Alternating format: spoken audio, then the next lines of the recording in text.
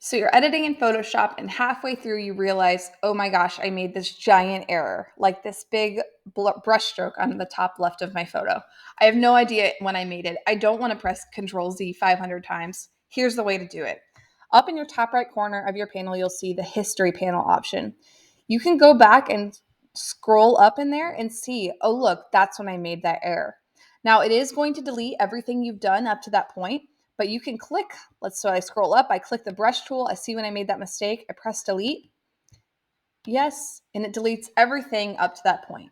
So instead of Control Zing over and over again, that's a quick way to do it. Another way to undo multiple steps is you could, of course, go up to Edit, Undo, and it will show you each thing that you're undoing in that little preview bar instead of Control Z. But again, History Panel is a great option. You can also expand it downwards to see everything you've done since the opening of the image. So there's my quick tip.